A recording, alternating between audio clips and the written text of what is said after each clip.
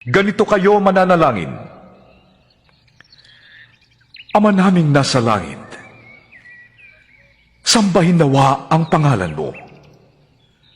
Naway maghari ka sa amin. Sundin nawa ang iyong kalooban dito sa lupa tulad ng sa langit. Bigyan mo kami ngayon ng aming kakainin sa araw-araw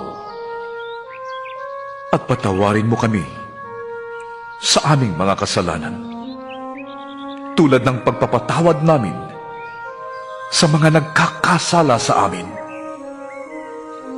At huwag mo kaming hayaang matukso, kundi iligtas mo kami sa masama. Sapagkat kung pinapatawad ninyo ang mga nagkakasala sa inyo, patatawarin din kayo ng inyong amang nasa langit. Ngunit kung hindi ninyo pinapatawad ang mga nagkakasala sa inyo, hindi rin kayo patatawarin ng inyong ama.